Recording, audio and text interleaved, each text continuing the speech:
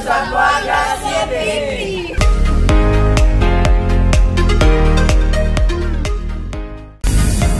Nasa Zamboanga na ako. I'm so excited. It's my first time sa Zamboanga. So let's see ano mangyayari sa Zamboanga. So see you later. Bye. Zamboanga Airport, here welcome to Zamboanga. On behalf of your flight crew, Captain Aviado, First Officer Kiratay, and your cabin crew chart, Yuri and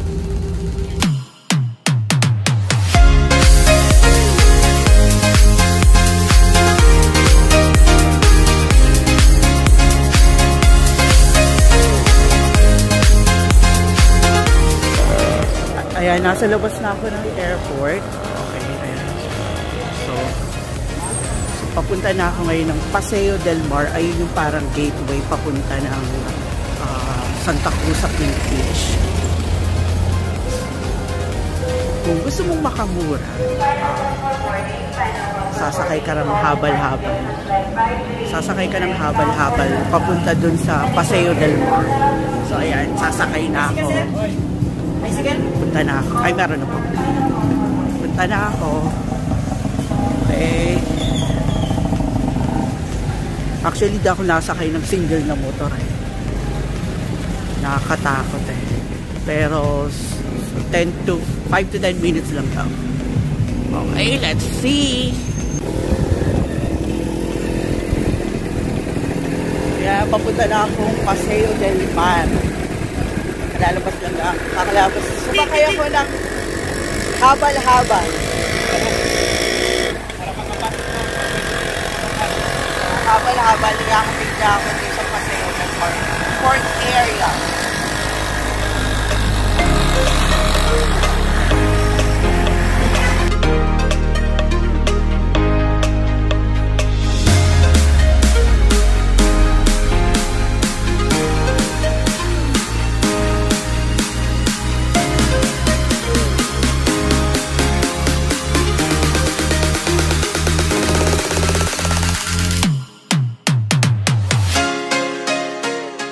Po ngayon ay conditional travel lamang, meaning anytime po sasama yung lagay ng panahon or even the formation ng rolling waves, we will ask everyone to vacate Santa Cruz Island regardless of time.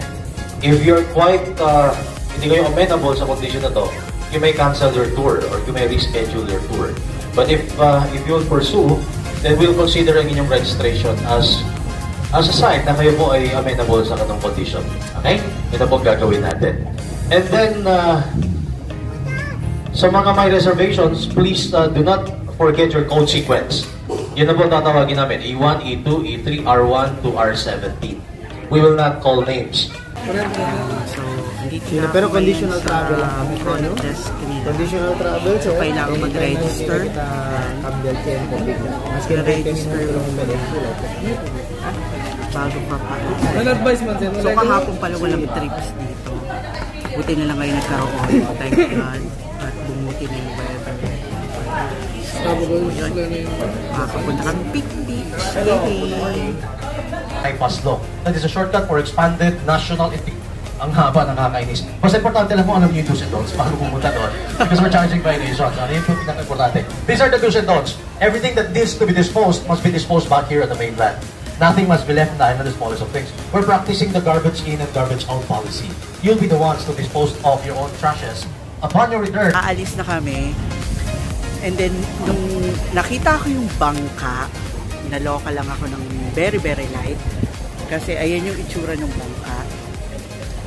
Ayan.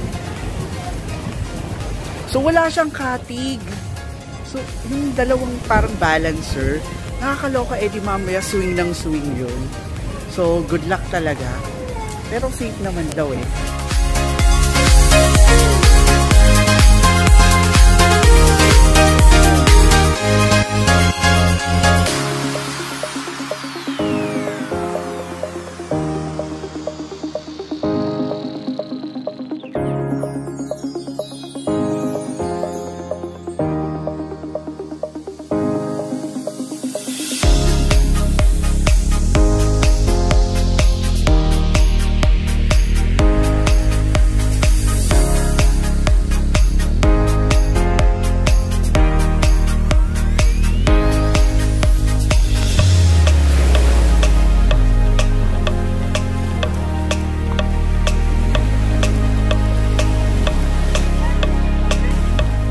nandito na nga ako ngayon sa Pink Beach dito sa Zamboanga City.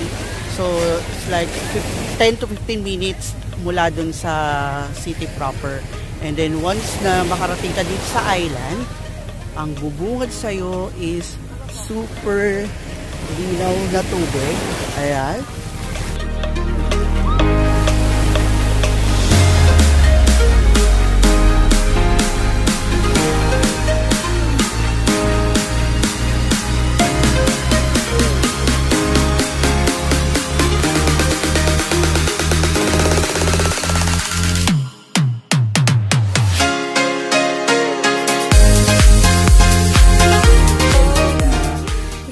Si Fritz.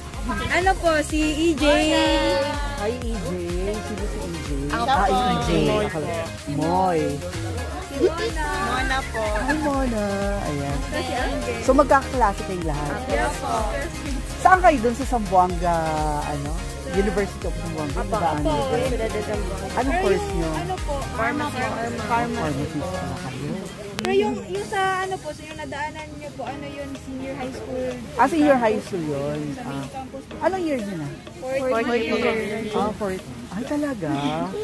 Wow, good luck. Thank you po.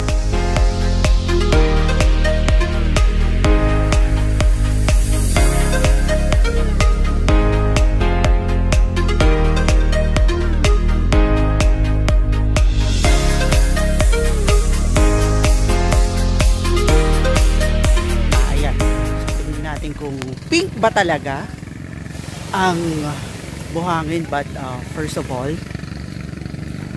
kita ko sa inyo yung view dito. Actually ang ganda niya, yung tubig sobrang linaw. Look, oh, diba? Ganda, oh, sobrang linaw. Diba?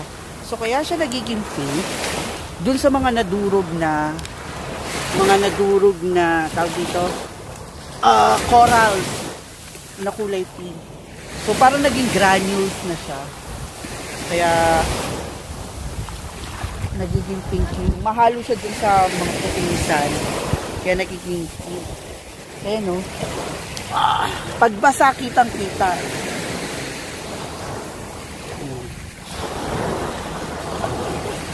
Kita siya pagkita.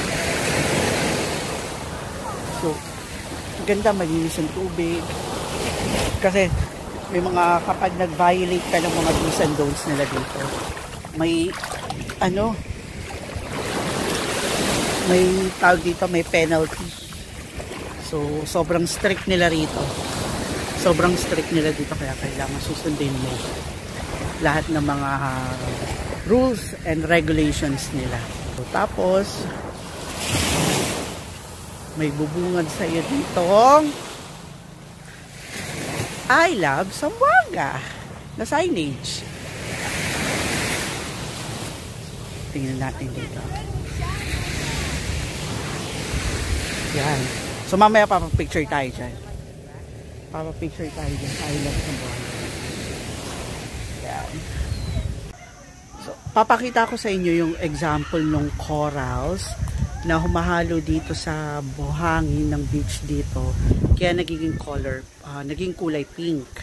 Ito yung corals na nadudurog. Ayan o. Ayan. Ayan. So, ayan siya. So, kaya nagiging pink. Ayan. Kaya nagiging pink yung buhangin. Humahalo siya.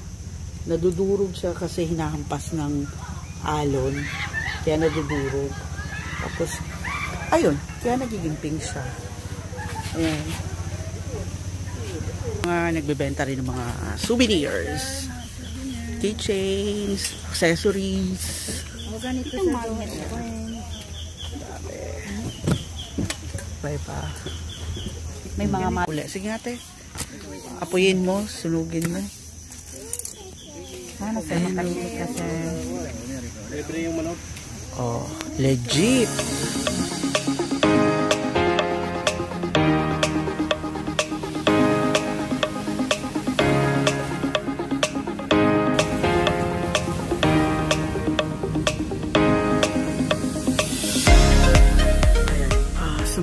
muna ako dito. Grabe yung init kasi. Tirik na tirik. Wala pang, siguro magte 10 o'clock pa lang. Pero, sakit na sa balat ng init. Pero, maraming shades dito eh. Maraming puno. Kaya, ang presko, mahangin. Actually, nakakaantok nga. Antok na ako. Kasi, ang lamig ng hangin. Tapos, nakakaantok pa yung tunog ng dagat. Yung wave ng dagat. Yan. So, dito, limited lang yung mga bisitang pinapapunta rito. So, kailangan ng advance registration. Tatawag ka muna sa office nila, magpapareserve ka ng slot mo. Tapos, kung mag-isa ka lang, kasi yung bangka 1,000. So, para makatipid ka, join ka sa ibang grupo. And then, maghati-hati kayo dun sa 1,000 na amount ng bangka para mas makatipid ka. Tapos, pagdating mo rito sa island, dito sa Pink Beach, may entrance fee na 25 pesos. Tapos, may nag-o-offer sila ng mga tour island, parang ganun, island tour. Kasi nandoon yung may sandbar doon, no? Actually, kita na rito yung sandbar. Ewan ko lang mamaya sa camera kung makikita. And then, yung mga stingless jellyfish. Ayun, pupuntahan. Pwede nyo hawakan yung mga jellyfish na yon. And then, pupuntahan din yung lagoon. So, ang price naman nun, parang all in all, 400 pesos. Good for 3. So, 3 kayo, maghahati-hati kayo sa 400 pesos. And then, tong island, just since limited lang yung tao na pwedeng pumunta rito, hanggang 2 o'clock in the afternoon lang yung pinaka-latest na pwedeng magstay dito. Bawal mag-overnight dito. So, ang allowed lang nila sa mga tourists na gustong pumunta rito is until 2 p.m.